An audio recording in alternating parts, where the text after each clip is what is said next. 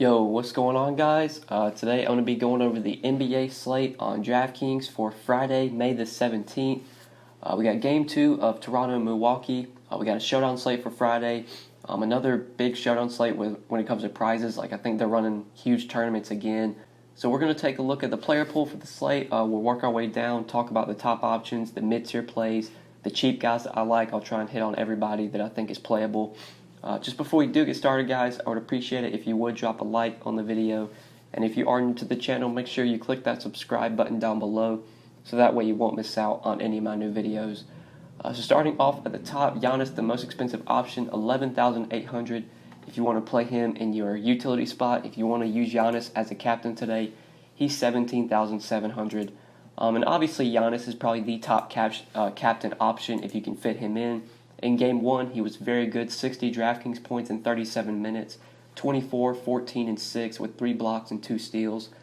Something I said in the last video was that I expect Giannis to be playing a lot more minutes during the series because I think they're going to need him. A lot of the games in that Boston series were kind of blowouts, and Giannis was only playing like 31, 32 minutes. I think we're going to see Giannis playing about 40 minutes a night every game for this series, at least if the game's competitive. And I do think pretty much almost every game in this series is going to be competitive. So paying up for Giannis is something I'm going to try and do. I think he's a better play than Kawhi when you just factor in the salary. If Kawhi was like maybe $10,200, then I would probably play Kawhi over Giannis.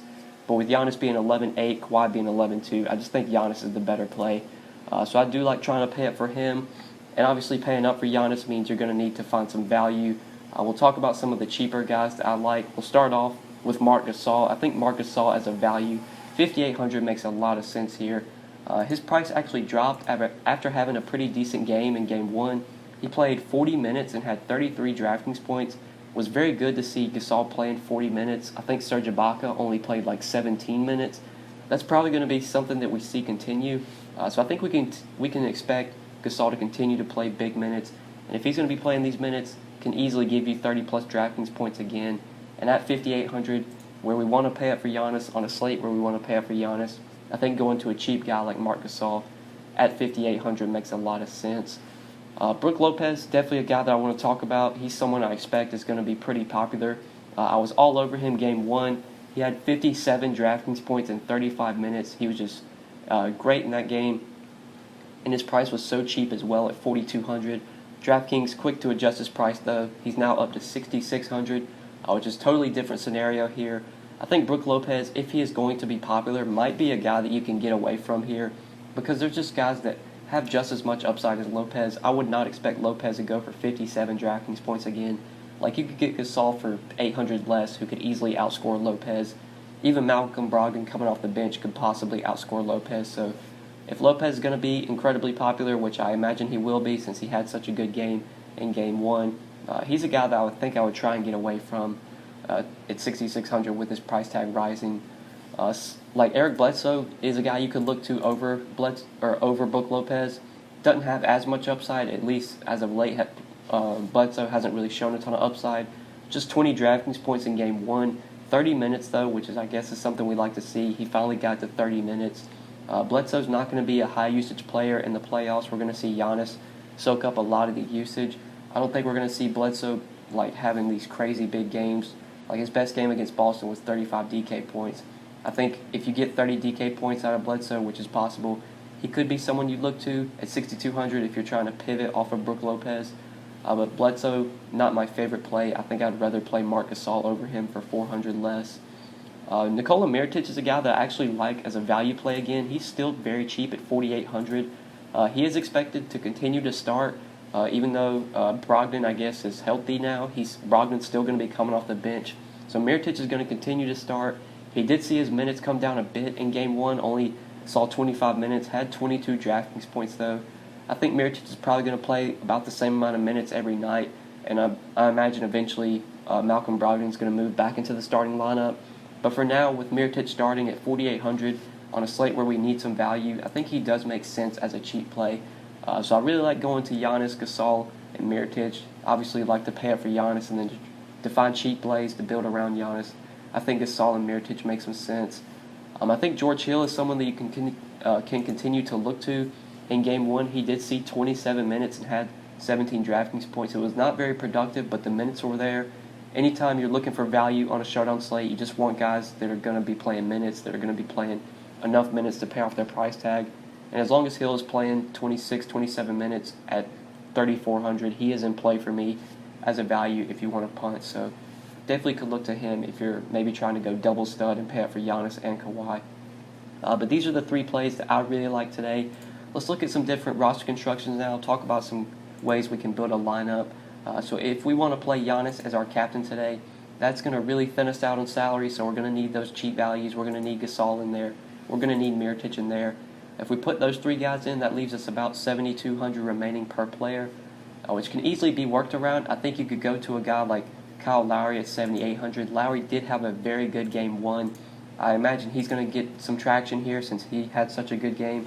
46 DraftKings points in 40 minutes. Kyle Lowry just kind of looked like a totally different player. I don't think Lowry's going to be this good every night, but it's good to see that he finally was able to produce in the postseason and have a big game. So if you were to plug him in at 7,800, then that would leave you 6,950 remaining per player. You could go to a guy like Brook Lopez at 6,600. That would leave you enough to get to Malcolm Brogdon. If you want to try and fit in maybe a stud and you want to punt, you could use George Hill as a punt play. That would leave you enough to get it to Siakam. You would not have enough, though, to get to Kawhi. But let's see if we take out Lowry, put Kawhi in there. Then we could definitely build a lineup around that. Then you could plug in Malcolm Brogdon at 7K, or you could play Brook Lopez at 6,600, leave a little bit of salary on the table. You maybe could even play like Eric Bledsoe at 6,200 to get even a little bit more contrarian. Danny Green at 5,200 is not really a guy that I want to roster. He just doesn't have the upside. The upside is just not there. He's playing minutes, which I guess is nice. He's playing 34, 35 minutes every night. But he's just not a guy that's going to give you 30 DraftKings points consistently. Like he did it against Philly, one game out of the 7 games in that series. Maybe one game in this series you'll get a 30-point game out of Danny Green, but it's just hard to predict when that's going to happen. So at 5,200, I think I would just try and find $1,000 and get up to Eric Bledsoe. Just don't know if the upside's really there for Danny Green. And then like Ibaka, Connaughton, Ilyasova, these aren't guys that I really want to play. So really, for me, I think I'm going to be paying up for Giannis at captain the most, then playing like cheap guys like Gasol, Mirotic, and then kind of building around. If I want to go with a stud in there, if I want to play Giannis and Kawhi together, then maybe I'll use a punt play like George Hill at 3,400. If I don't want to punt with George Hill and I'm not going to pay up for Kawhi and Giannis together, then maybe I'll play like 2 mid-range plays. Instead of going Kawhi, Hill, I'll go like Middleton, Lowry, or Lowry, Brogdon, just something like that. But I think I did cover most of the plays. Let's look at a different captain play now. If paying up for Giannis at captain obviously is going to thin you out on salary. So maybe if you want to go with a cheaper captain, you always want to look for guys that have upside. If you're using a cheap captain, you don't want to play a captain that's only going to get like 25, 30 DK points. Like, I think Marc Gasol could be a captain play at 8,700. For him to be a good captain play, you're probably going to want him to score close to 40 DraftKings points, which I think he can do, especially if he's going to be playing 40-plus minutes. So let's just look at a roster that we could build with Marc Gasol as our captain. Going with him for cheap obviously is going to allow us to get Kawhi and Giannis in there. If we do want to go cheap for some value, we could plug in Nikola Mirotic at 4,800. We could plug in a guy like George Hill at 3,400. That would leave you enough to get to Siakam. If you don't want to try and get all the way up to Siakam, then maybe you could use 2 mid-tier plays. You could go with like Kyle Lowry and Danny Green. You could go with Brogdon, and you wouldn't have enough for Brook Lopez, which sucks. But you could go with Brogdon and Bledsoe. You could go with Lopez and Bledsoe. So that's sort of a roster construction build that you can do with Marc Gasol as your captain. I don't think that's something I really want to do here. I just don't know if Gasol's cheap enough. I really liked using Enes Kanter as a captain because he was so cheap, and I think he had the upside.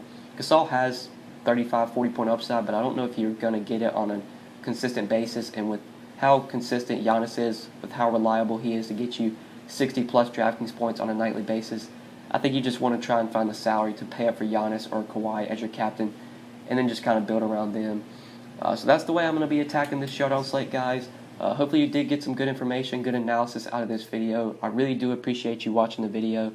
Before you get out of here, just make sure you click that like button down below, and make sure you subscribe if you have not already. If you do enjoy these videos, you're going to want to make sure you subscribe so that way you don't miss out on any of the new ones. And if you do have any questions, you can always leave them down in the comment section below, or you can hit me up on Twitter at the DFS_GOAT. Feel free to leave any comments in the comment section or message me on Twitter if you have questions. My DMs are always open. But yeah, guys, I think that's pretty much it. Thank you so much for watching. I really appreciate you watching the video. It means a lot. Hope you enjoyed, and we'll see you in the next one. Good luck tonight. Peace.